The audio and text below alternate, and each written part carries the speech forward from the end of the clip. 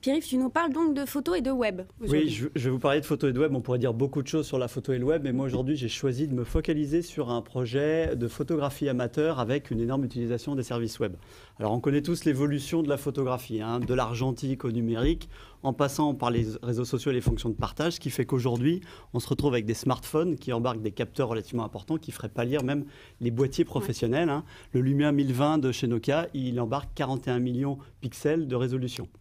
Donc, on a une énorme production de photos, on le voit sur Facebook. Donc aujourd'hui, il y a des gens qui se sont dit, mais tiens, est-ce qu'on ne pourrait pas valoriser la photographie amateur? Parce que cette photographie, elle est un peu perdue dans le monde un peu fermé de la photographie professionnelle. Donc de là est né le projet Backlight Magazine en 2009. Et l'idée, c'était de créer un magazine papier. Et ça allait un peu à l'encontre de la tendance actuelle, puisque aujourd'hui on parle quand même de la photo sur le web. Et c'est ça que j'ai trouvé très intéressant de leur côté.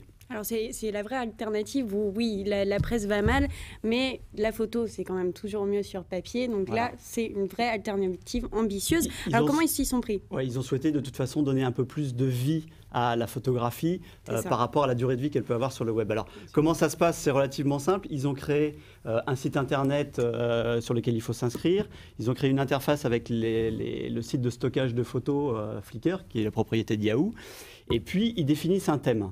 Hein. Ensuite, les gens qui sont des photographes amateurs vont proposer des photos sur le thème choisi jusqu'à une durée de temps. Une fois que cette durée est écoulée, on va ouvrir les photos au vote de gens qui s'intéressent également à la photo, mais qui ne sont pas forcément des contributeurs.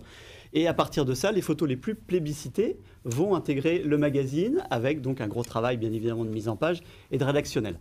On trouvera en même temps des interviews de photographes amateurs. On va trouver des sujets sur la photographie mobile parce qu'ils évoquent énormément cet aspect du monde photographique avec, comme je vous le disais, les smartphones. Donc on va retrouver des articles sur Hipstamatic, sur Photoshop Express, sur Instagram ou le sujet que tu avais fait, Magali, sur Snapchat par exemple, ou encore les dernières évolutions de la GoPro.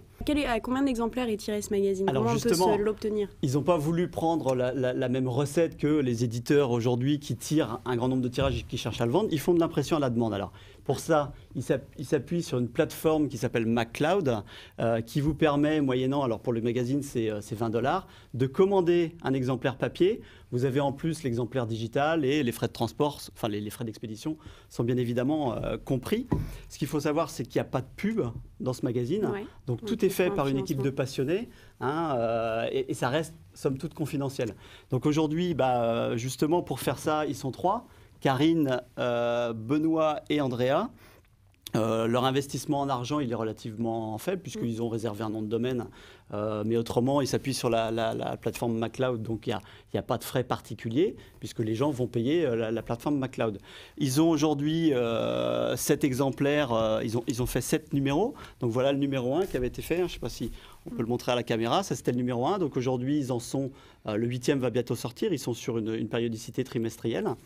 On va voir les autres couvertures. Oui, on peut voir les autres couvertures, effectivement, à l'écran. Autrement, ils ont 20 adhérents dans l'association. Ils ont 50 abonnements, dont 6 à l'international, puisqu'ils sont présents aussi sur des plateformes, la plateforme iPad, sur la plateforme Issue, qui permet aussi de voir le magazine. Et pour les contributions sur les thèmes, ils ont environ 75 contributeurs qui apportent à chaque fois 120 photos. Et dans les gens qui votent, il y a environ 7000 votes à chaque fois qu'il y a un thème évoqué.